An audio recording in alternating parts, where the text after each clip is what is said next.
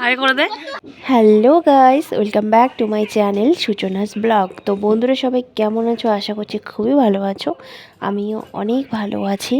আর ভালো না থাকলেও সবাইকে সবসময় বলতে লাগে যে ভালোই আছি। কারণ কথায় আছে না, দরজার পেছনে তুমি যত কান্না করবে করো, কিন্তু দরজা সবসময় তুমি হাসি মুখেই খুলবে। দুনিয়াটা বড়ই স্বার্থপর, কেউ তোমার জন্য কোনোদিনও আফসোস করবে না। কথাগুলো কিন্তু একদমই বাস্তব আর খাঁটি সত্য, এটা আমি জানি। কারণ ধীরে ধীরে এই পৃথিবীতে সবাইকে চিনছি। এই দুনিয়ায় নিজের বাবা মা ছাড়া আর কেউই আপন হয় না, এটাই সত্যি। তো বন্ধুরা, চলে এলাম তোমাদের কাছে আরও একটা নতুন ব্লগ নিয়ে। সকাল সকাল আমি সূচনা, আর এদিকে আমি রান্না বসিয়ে দিয়েছি সকাল সকাল মাটির উনুনে আজকে। কারণ কালকে রাত্রেবেলা রান্না করতে করতে আমাদের গ্যাস একদমই শেষ হয়ে গেছে। আর সঙ্গে সঙ্গে যে আমরা গ্যাসটা ভরে নেব সেই রকম সামর্থ্য আমাদের কাছে ছিল না। কারণ যেহেতু তোমরা আমার ব্লগে দেখো প্রতিদিন আমাকে ডক্টর বাড়ি, তো সেই সূত্রেই আমার সামর্থ্য ছিল না যে সঙ্গে সঙ্গে গ্যাসটা আমি ভরবো। তাই আমি সকাল সকাল মাটির উনুনে রান্না বসিয়ে দিয়েছি। আর এদিকে রান্নাতে আজকে ছিল বাঁধাকপির ভাজা। তো দেখা যাক, দুদিন পরে ভরার চেষ্টা করব। আর উনানে তো আমি রান্না করতেও পারবো না, কারণ সেখানে তো আমাদের মানা আছে আমার নিচে বসা। কিন্তু চেষ্টা করব কি, ভরতে তো লাগবেই, কারণ তোমাদের দাদাভাই উনানে রান্না করতে পারবে না, যেহেতু ওকেই রান্না করতে লাগবে। আর সকাল সকাল আমি ব্রেকফাস্ট বলতে ভাতই করি, তোমরা জানো সকালবেলায় আমার ভাতটাই ভালো লাগে। আর আজকে আমি এদিকে পাউরুটি আনা ছিল দুদিন আগেই, তো আমি এদিকে পাউরুটিটা ভেজে নিলাম আর খাচ্ছি আমি আলুর ডাল দিয়ে। একদম ইউনিক রেসিপি, কি বলবো, আমার খাওয়াটাই ইউনিক রেসিপি বলতে গিয়ে খাওয়াটাই আমার ইউনিক, রেসিপিটা না। শীতের দিন ভেজা চুলে প্রচুর ঠান্ডা লাগছিল, তাই চলে এলাম একটু রৌদ্রুতে। আর এই শীতের দিনে রৌদ্রুতে বসে থাকতে তো আমার ভীষণ ভালো লাগে। আর রৌদ্রুতে বসার পর ঘরে গিয়ে একদম থাকতে ইচ্ছা করে না, এত কনকনে ঠান্ডা, কি বলবো, আর থাকা যায় না। তো সবসময় তো আর রৌদ্রুতে বসে থাকলে চলবে না, যেহেতু আজকেও আমার রাত্রে ডক্টরের কাছে যেতে লাগবে। আমার আজকে 8টার দিকে টাইম আছে। তো সেই জন্যই আমি এই নাইটিটা ব্যাগের ভিতরে ভরে নিচ্ছিলাম, কারণ আমি জানি যে আজকে আমার আসা হবে না, এত রাতে গাড়ি বন্ধ হয়ে যাবে। তো সেই জন্যই আমি কিছু কাপড়পত্র কাপড় চোপড় নিয়ে নিচ্ছিলাম ব্যাগের মধ্যে। আর একটা দরকারি ইম্পর্টেন্ট আমার কাগজ ছিল, যে কাগজটা আমি এখনও খুঁজে পাচ্ছিলাম না।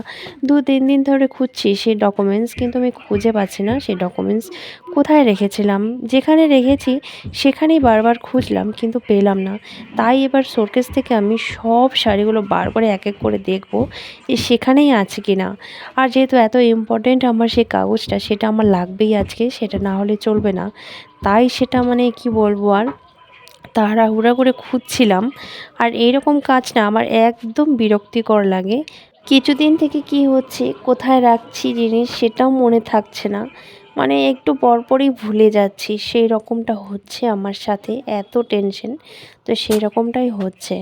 তো দেখা যাক খুঁজে পাই কি না। খুঁজতে খুঁজতে অবশেষে এরপর সব কাজ সেরে চলে যাচ্ছি আমি একটু বোনদের বাড়িতে, একটু দরকারে।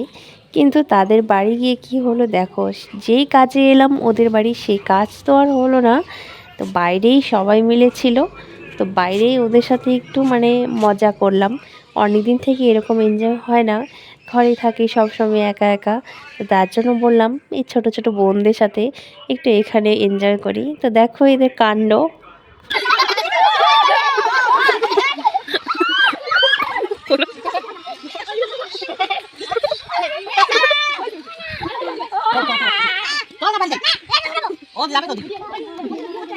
এদের তালে তালে এবার আমিও বসে গেছি এটার মধ্যে। তো এটা দিয়ে আমাদের এখানে কুয়ো বানানো হবে। তো আমিও উঠতে পারছিলাম না, কিন্তু চেয়ার দিয়ে আমাকে উঠিয়ে দেওয়া হয়েছিল। তো চেয়ারটা দিয়ে এখানে উঠে বসে গেছি, ভাবলাম কিছুটা ভিডিও শ্যুট করে নেব আর 2-একটা ফটো তুলবো। তো সেটার জন্য এখানে উঠে বসে গেছিলাম আমিও বোনদের সাথে। আর ওরও 2 দিন পরে বিয়ে হয়ে যাবে, তাই একটু এগুলো স্মৃতি হয়ে থাকবে আমার ভিডিওর মধ্যে ক্যামেরাবন্দি হয়ে।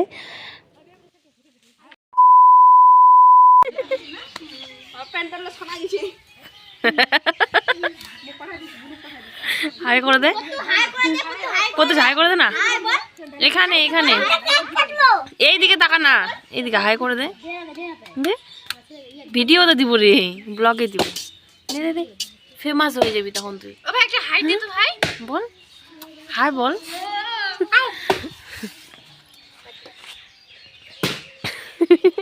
হাই কর, চুমু দে, হাই কর, এরকম ভালো লাগছে, হয়ে গেছে। অবশেষে বাড়ি থেকে রওনা দিয়ে দিলাম আমরা নার্সিংহোমের দিকে। আর আজকে বলেছিলাম না আমাদের আজকে টাইম আছে রাত্রেবেলা 8টার দিকে, তো সেই জন্যই আমরা বেরিয়ে পড়েছি। এবার আমরা গাড়িতে এদিকে উঠে গেছি আর কিছু দূর প্রায় চলেও এসেছি, আর ক্ষণিক্ষণ পরেই আমরা পৌঁছে যাব। আর মাত্র কিছু দূরের রাস্তা। আর রাতের শিলিগুড়িটা না সত্যি একদম অসাধারণ লাগে, মানে দিনের চাইতে আমাদের শিলিগুড়ি রাতে একদমই অসাধারণ লাগে দেখতে। আর আজকে কিন্তু এখান থেকে আমাদের বাড়ি যাওয়া হবে না, আজকে এখান থেকে আমরা ইঞ্জেকশন লাগিয়ে চলে যাব আমার বাবার বাড়ি। কারণ যেহেতু কালকে সকাল 9টায় আবার আমাকে আসতে লাগবে, আর এত দূর আমাদের গাড়ি পাওয়াও যাবে না, সেজন্য ভাই নিতে আসবে আমাদের কাজের সময়। তো আজকে আমরা চলে যাব হচ্ছে বাবার বাড়ি, তারপর কালকেও আমাদের 3 দিন পর আমাদের বাড়ি যাওয়া হবে, কারণ আমাদের এখানেই থাকতে লাগবে।